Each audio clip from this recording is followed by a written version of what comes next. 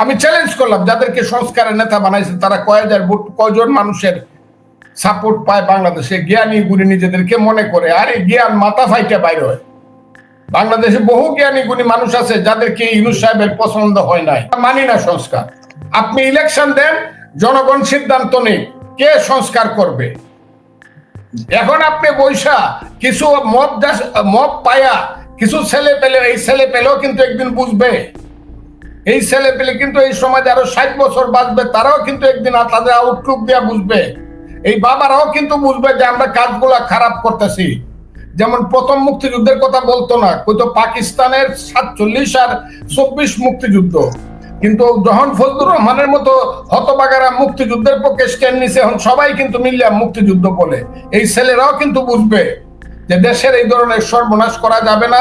বিনা নির্বাচনে হাসিনা 3 বার ক্ষমতা থাইকে যেমন একবারে তুলে মুলে গেছে, নিজে গেছে, বাপ রেলওয়ে গেছে, দল রেলওয়ে গেছে, ঠিক যারা ইলেকশন নিয়ে এইসব করবে, এইসব ছেলে খেলা করবে, চক্রান্ত করবে, তাদের পরিণতি কিন্তু এই হবে, আমি কয়ে দিলাম। কিন্তু এই মব যদি দমন না করে, এদের যেদিন মবকে মানুষ ফিরায় দিবে, দাঁড়ায় বলবে আয় দেখি মব, যেদিন ফিরায় দিবে এটা কিন্তু ফিরবে। আমি আপনাকে বললাম, আল্লাহ যদি থাকে, আল্লাহর বিচার যদি থাকে, দেশে যদি মানুষ থেকে থাকে এবং বাঙালিরা মানুষ, একদিন কিন্তু ওই মবের বিরুদ্ধে যেদিন দাঁড়াবে, তারপর থেকে এরা অস্তিত্বহীন হয়ে যাবে। আমি বললাম, এবং এদের জন্য চোখের পানি আসবে, এরা গেল কোথায়। যেমন এখন উবায়দুল কাদের কই গেল, আমি বলতাম উবায়দুল কাদের কোথায় যাবে পৃথিবীর কোনো মানুষ জানতে পারবে না। আওয়ামী লীগেররা কোন বনে থাকবে, কোন দ্বীপে থাকবে, কার বাসায় থাকবে, কোথায় আওয়ামী লীগ, এই যে এত শক্তিমান, কই দেখলেন? এত পরশুদিনের উদাহরণটা, গতকালকে যে শেখ হাসিনা সরকার উদাহরণটা ইউনূস সরকার নিচ্ছে, এরা তো একই পথে হাঁটছে, একই পথে হাঁটছে। আমি তো মনে করি ইউনূস সাহেবের মতো একজন বড় মাপের মানুষ, সবাইকে ডাইকা বলা উচিত আপনারা কোন কোন ব্যাপারে একমত, আমরা এই ব্যাপারে একমত, দস্তখত করেন। সংস্কার, আমরা কোনো ব্যাপারে একমত না, এটা লেখেন, আমরা কোনো ব্যাপারে একমত না, যান ইলেকশন দিয়ে দিলাম। যারা মেজরিটি হবেন তারা এসে সবাইকে নিয়ে, সব মেম্বার অফ পার্লামেন্টকে নিয়ে যারা মেজরিটি হবেন তারা সংস্কার করবেন, এটা তাদেরই দায়িত্ব। এই দায়িত্ব ইউনূস সাহেবকে কে দিছে? ফাওমাতবরি করার দায়িত্ব এই ইউনূস সরকারকে কে দিছে? এই ফাওমাত বলে আমাদেরকে ছাত্র দেখাবো, বাংলাদেশের মানুষের ছাত্র জনতাও দেখাইবো, ছাত্র জনতা না। 7ই জানুয়ারি যেদিন ইলেকশন হইলো, সেদিন আমি চেঞ্জ টিভিতে একটা সাক্ষাৎকার দিছিলাম। আমি বলছিলাম শেখ হাসিনা 6 মাসের মধ্যে চলে যাবে। তখন বলছিল আপনি কিভাবে বললেন, কে সরাবে? আমি বলছিলাম আল্লাহ সরাবে, আর আল্লাহর সর্বশ্রেষ্ঠ সৃষ্টি আশরাফুল মখলুকাত মানুষ তাকে সরাবে। আমি এটা বলছিলাম। আপনি আমার 7ই জানুয়ারি ইউটিউব চেঞ্জটা দেখবেন দয়া করে। আমি এখনো বলছি, ওই যে মুভমেন্ট আর এখন কারোর জন্য ঠেকে থাকবে না। মানুষ তার প্রয়োজনেই মুভমেন্ট করবে, মানুষ তার প্রয়োজনে, বহু মানুষ আছে এই দেশে, আবার দেখবেন মিছিলে মিছিলে মিছিলে মিছিলে লুকাইতেছে। আমি আজকে একটা কোর্টে ছিলাম, আগাম জামিন চাইতেছে সবাই। এখন আগাম জামিন চাইতে হইলে খুব কঠিন আগাম জামিন চাওয়া। সেখানে দেখা গেল একটা জেলার 7 জন উকিল সাহেব আসামি হইসা দাঁড়াইছে। এরা 7 মাস আগে কিন্তু এরাই ছিল নেতা। এক উকিল সাহেবের মধ্যে 5 বার ওই জেলা বারের সেক্রেটারি, এখনো সেক্রেটারি। তারা এসে বলতেছে আমরা উকিল মানুষ। কিন্তু এটার বিরুদ্ধে এখন যারা ডিএজি আছে, ওনারা তো বিএনপি বা জামাতের ডিএজি, সরকারি রাষ্ট্রীয়, তারা খুব বাধা দিতেছে। তখন অন্যরা বলতেছে 2 মাস পরে কিন্তু তোমাদেরকে ওই 7 জনের লাইনে দাঁড়াইতে হবে। আপনি কি আমার কথাটা বুঝতে পারতেছেন? পরিষ্কার 7 জনের লাইনে দাঁড়াইতে হইব, বেশি বাড়াবাড়ি করব না। তখন ডিএজি সাহেবের গলাটা ছোট হয়ে গেল, যে তোমাদেরকেও কিন্তু 7 জনের লাইনে দাঁড়াইতে হবে। এই 6 মাস আগে হাজার হাজার বিএনপি কর্মী গিয়া মুস্তফা জামান বিচারপতি তার কোর্টে দাঁড়াইছে, হাজারে হাজারে বেল দিছে। বিএনপির আমলে, আওয়ামী লীগের আমলে বিএনপি কে কিন্তু হাজার হাজার বেল দিছে, কোনো বেল আটকায় নাই। হাইকোর্টে আসে কোনো বেল না, একটা বেল শুধু কিছুদিনের জন্য আটকাইছিল, সেটা মির্জা ফখরুল ইসলাম আলমগীরের বেল, আর একটা বেল আটকায় নাই। 15 বছরের মধ্যে বেল একটা আটকায় নাই, হাইকোর্টে আসতে বেল দিছে রাজনৈতিক নেতারা। কিন্তু এখন 2টা কোর্ট বেল শুনে মনে হয় যেন কিয়ামত হয়ে গেছে। কিছু দেয়, 5ই আগস্ট শুনলে আর বেল দেয় না। নো নো নো, 5ই আগস্ট নো নো নো, দেয় না। ঠিক আছে, দেয় না, ভালো করছে। কিন্তু যা চলছে, এই চলাটা কিন্তু শেষ চলা না। আমরা সবাই মিললে যদি না বসি, কে কে বসতে হবে? বসতে হবে ইউনূস সাহেব, বসতে হবে আইনমন্ত্রী, বসতে হবে bar association, supreme court, high court, bar association, বসতে হবে বিভিন্ন অ্যাসোসিয়েশন যে বাংলাদেশে আছেন, তারা বৈশা বলতে হবে বেইলের ব্যাপারটা, এই ব্যাপারটা, আইনের এই ব্যাপারটা কিভাবে করলে পরে অনন্তকাল পর্যন্ত আইন লিড করবে এটা দেশে। এখন তো আইন লিড করে না, আইনের শাসন তো এখন নাই, তখনও ছিল না, এখনো নাই। তখনও আদেশে আইন চলছে, এখনো আদেশে আইন চলে।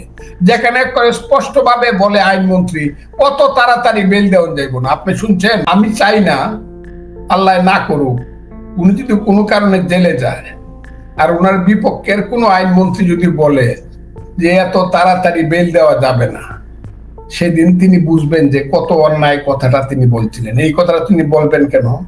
আইন যদি বেল দিতে পারে, উনি বলার কে এত তাড়াতাড়ি বেল দেওয়া যাবে না কেন? উনি কেন বলবেন যে ডিসেম্বর মাসের মধ্যে বা অক্টোবর আগস্ট মাসের মধ্যে সরকারের বিচার শেষ হয়ে যাবে? এই কথাগুলোর উত্তর কিন্তু একদিন উনি দিবেন, কিন্তু আমার মনে হয় তার দিতে হবে না, কারণ উনি চিরদিনই আইনমন্ত্রী থাকবেন বলে আমার মনে হয়।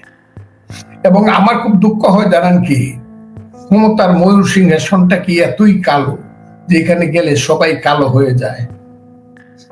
ক্ষমতার ময়ূর, হ্যাঁ, এত কালো, এখানে গেলে সবাই কালো হয়ে যায়। আমি বুঝলাম না এই লোকগুলাকে কি মনে করতাম, এখন এরা কি বলে, খুবই অদ্ভুত। সবচেয়ে বড় দায়িত্ব হলো তাদের, সবচেয়ে বড় দায়িত্ব নির্বাচন দেওয়া। ছেলেরা কি বলবে না বলবে, তারা দল করুক, দল করে সময় নেই। যার 9 হয় না তার 90 হয় না। 9 মাসে যে দল করতে পারবে না, সে 90 বছরও দল করতে পারবে না। Morning shows the day. দলটা কেমন হবে ছেলেদের, এটা কিন্তু দেখা যাচ্ছে। আমরা কিন্তু দেখতেছি বাবারা, তোমাদের দলটা কেমন হবে।